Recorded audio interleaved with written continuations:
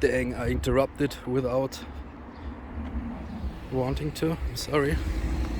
See, he has also concrete and gravel. Alright, so we're now gonna walk to my truck.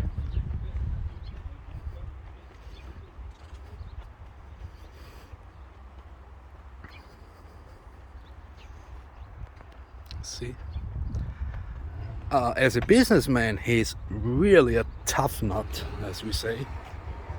Really, he has no problem to mess with almost everybody that comes into his way.